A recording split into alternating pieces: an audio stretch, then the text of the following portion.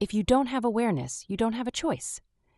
Let me say that again, not just louder, but deeper.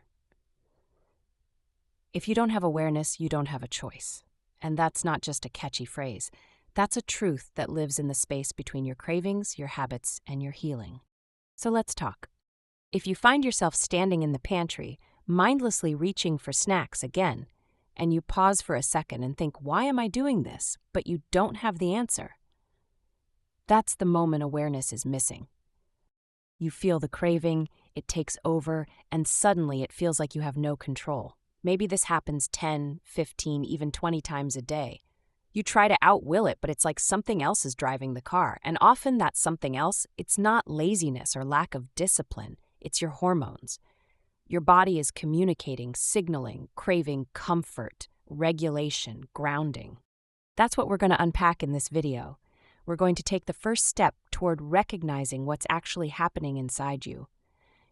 And once you recognize it, that's the birth of awareness. And with awareness comes power. You can't choose a different action until you see what the current one really means.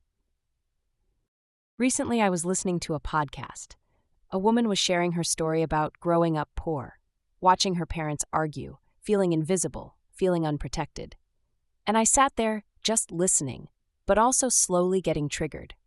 She talked about how she swore as a little girl that she would never be like her parents, that she'd marry better, live better, earn more, and have peace in her home.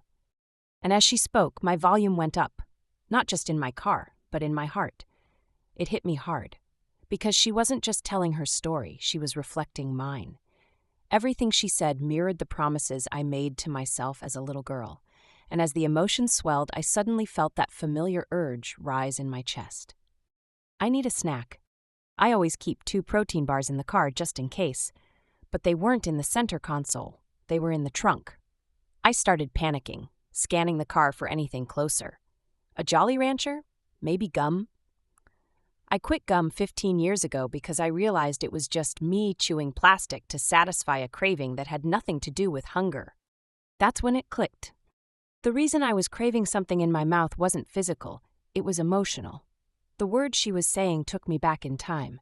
They triggered a memory, a powerful one I had buried but clearly still lived inside me. As a little girl, I swore I'd make money. I'd never fight with my husband the way my mom did with hers. I'd create a life so different, so safe, so full of choice and freedom. That podcast reactivated that memory and the emotion that came with it. And emotions we don't know how to name often get rerouted into actions we can't control. Like snacking. I wasn't hungry. I was remembering, I was feeling, I was time traveling, and it made me uncomfortable. So I reached for comfort. That's the moment awareness stepped in. I didn't chew the gum. I didn't eat the protein bar. Instead, I turned on my camera. I did what brings me joy. I talked, I taught, I created. And in doing so, I metabolized the emotion in a way that didn't involve food. I made a choice because I had awareness. And this is what I want to offer you, the practice of becoming aware. Because when you become aware of your emotions, when you learn the language of your triggers, your cravings no longer control you. You stop treating symptoms and start healing roots. Snacking is not the enemy.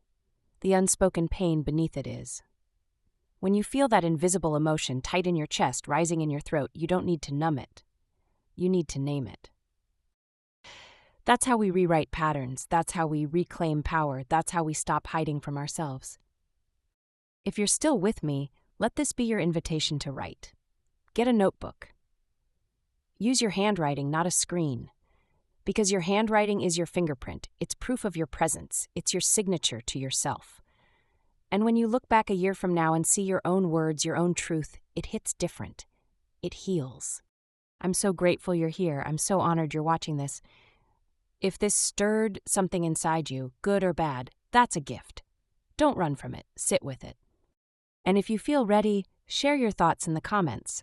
Let me know what this brought up for you. Let's keep walking this awareness journey together. Until next time, choose love, choose truth, choose you. I'm Karina.